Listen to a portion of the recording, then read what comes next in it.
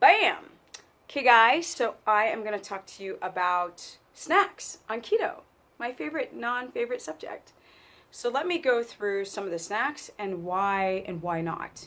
You know, maybe what you guys see on the internet as a snack, I don't approve of because I have worked with almost 3,000 people. All right, first of all, when you're ketotic, when you're actually using viable ketones, you're not very hungry. So people keep asking for snacks. I'm like, it doesn't work like carbohydrates, but to avoid hypoglycemia, then you might have to use a feeding schedule like carbohydrates. So you would have breakfast, then you'd have a snack, then you would have lunch, then you would have a snack, then you'd have dinner, and you would have a night. And I mean, the snacks can literally just be a tablespoon of fatty protein with a fat like coconut oil, if you don't have a sensitivity to coconut oil, an hour before bed to stabilize your blood sugar.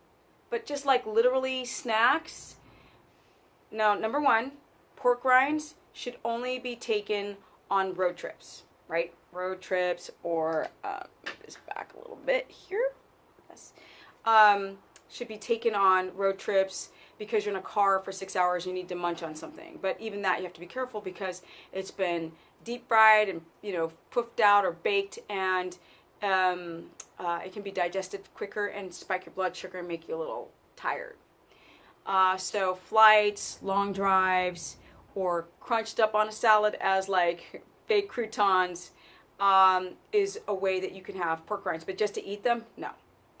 Now, for people who are at like a ball game or sports bar and everybody else is having chips and you want to feel like you're part of the crunch family, then yes, I'd rather have you eat pork rinds than going towards the potato chip, for example. But as a general rule of thumb, nope.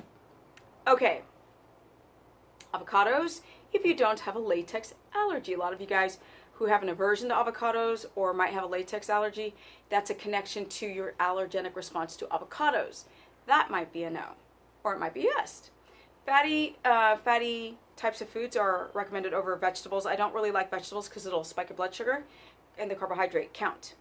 Even though cruciferous vegetables are low in carbohydrate, we want to have something that's more sustainable to balance the blood sugar, which would be more of a fatty meat, very fatty, like pork belly or pork rib, anything really fatty with, like, let's say 2 tablespoons or 30 grams in weight, or well, actually, no, in weight, and with coconut oil, because it's a medium chain triglyceride, especially at night. In the day, you could do it with butter or lard or tallow, whatever. Okay. Fatty teas it's the easiest way. There's water in this, but if it was a tea, then I can go ahead and put coconut oil in here, ghee or butter, and some people even do lard. You might do ginger with lard because those flavors match together better. Butter with cinnamon, Ceylon, because those flavors match together better with a little Himalayan salt. And you can drink your fat. That's easy, because I could have 5 tablespoons of fat in here if it was not water, and I wouldn't even notice that I'm drinking it because I'm so used to drinking my fat. That's a fat snack. Now, fat bombs made from coconut oil, MCT oil, butter, or lard, or any of the animal fats, but most people like to do butter with a coconut oil. You could do that with Ceylon cinnamon or cacao butter, not raw cacao, but cacao butter if you don't have a sensitivity to it, or vanilla bean powder or extract without alcohol with a little Himalayan salt and a drop of stevia, and then you would melt it in a saucepan, put it in an ice cube mold, put it in the refrigerator for an hour, and you've got lovely little snacks. So when you add things like coconut butter, some people, it spikes their blood sugar. Even though it's delicious to make fat bombs out of coconut butter, not yet. You could also put shaved macadamia nuts in this solution, the mixed jam, put it in the refrigerator, and it's like a nutty, chocolatey thing, because coconut oil in the refrigerator kind of has like when you put a Hershey's bar in the refrigerator, it has that same kind of texture to it. But you just flavor it. So fat bombs, yes, if it's the right ingredients. Fatty teas. People who travel can do flax crackers because it's mostly fiber, so you poop it out. So flax crackers are very easy to make. All you need is ground flax seeds or flax meal, salt, water, roll it, bake it, chip, done. Boom. Easy. People try to do like crackers with, you can make like a hummus out of coconut, no, not coconut, sorry, cauliflower. But that would be for, again, to replace the chips and hummus thing with something else at like a party or a game, but not on the daily. I sometimes will make sandwiches. I'll make salmon salad, like tuna salad, and make sandwiches with homemade mayo and salmon, and make sandwiches to go on a flight, if it's a long flight. You know, my flights are like 15, 17, 20 hours long. So I'm actually bringing food on the flight.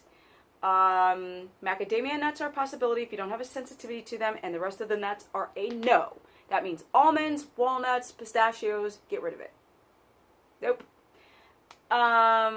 Cheese has casein, and people who keep asking this, butter has very little weight and casein, the milk proteins. It's mostly fat, whereas cheese has a lot more casein, which is super destructive to your gut lining.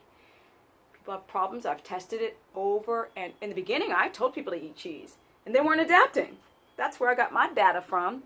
No cheese, no string cheese. I had people eat string cheese all the time.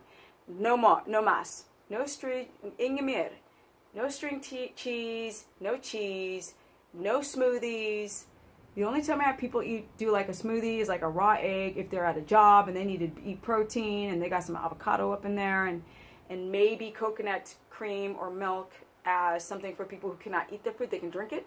But bone broth, if you don't react to the glutamate, so people have a problem, a sensitivity to the glutamate from bone broth, and that's why some people don't feel well on bone broth, even though it has all these amazing healing properties, and the glutamate comes out when you cook it too long.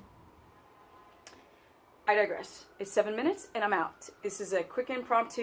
You guys can go to my Facebook page where I can guest people, because I don't think you can do that yet on YouTube. I did a live broadcast on Stephanie, the business person with quotations. Join that page, which is amazing. That was really fun, doing a live broadcast and guesting like 3 people.